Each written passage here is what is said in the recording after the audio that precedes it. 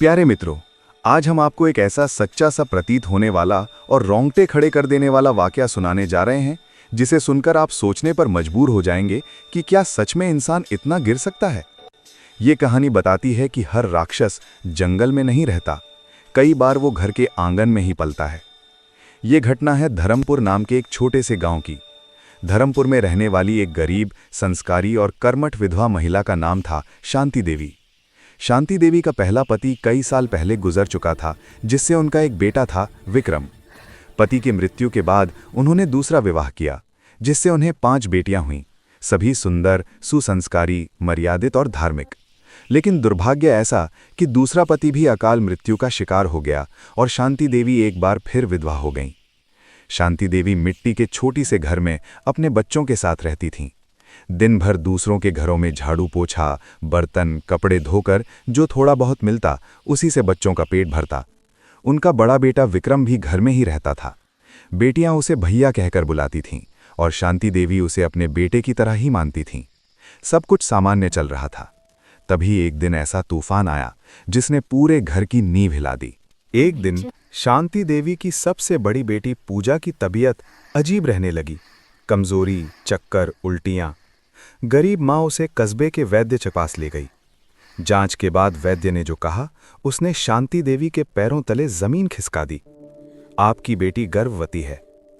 पूजा अविवाहित थी, संस्कारों में पली, घर से बाहर तक अकेली नहीं जाती थी। माँ ने पहले गुस्से में बेटी को डांटा, लेकिन जब पूजा फूट फूट कर रो पड़ी और बोली, माँ, कसम है मुझे कुछ याद नहीं, मैंने किसी को देखा तक नहीं, तो शांति देवी समझ गईं बेटी झूठ नहीं बोल रही। कुछ महीनों बाद दूसरी, फिर तीसरी बेटी भी उसी हाल में निकली। अब ये सिर्फ दुख नहीं था, ये भय था। हिम्मत जुटाकर शांति देवी पहुंची आर्यावर्त राज्य के न्यायप्रिय राजा वीरसेन के दरबार में। राजा वीरसेन सत्य, धर्म और न्याय के लिए प्रसिद्ध थे। शांति देवी ने एकांत में पूरी बात बताई। राजा का चेहरा कठोर हो गया। उन्होंने कहा, ये सिर्फ एक मां का दुख नहीं, ये मेरे राज्य के धर्म पर आघात है। राजा के मंत्री आचार्य सोमदेव ने एक योजना बनाई। एक रात शांति देवी के घर के आंगन में एक प्रशिक्षित कुत्ता बांधा गया और सिपाही चारों ओर छिपा दिए गए। आधी रात को छत से एक साया उतरा।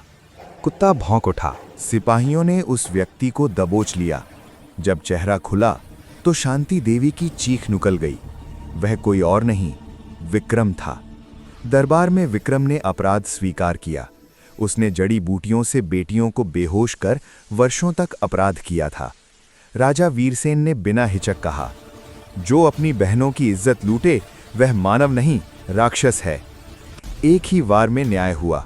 राजा ने तीनों पीड़ित बेटियों के विवाह सम्मानित परिवारों में कराए। शांति देवी को आजीवन संरक्षण दिया।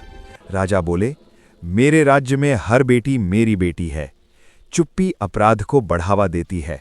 अपराधी कई बार घर के भीतर होता है। न्याय के लिए आवाज उठाना ही सबसे बड़ा धर्म है। अगर कहानी आपके दिल को छू गई हो तो कहानी कैसी लगी कमेंट में जरूर बताएं। वीडियो पसंद आए तो लाइक करें और चैनल को सब्सक्राइब करें। जय हिंद।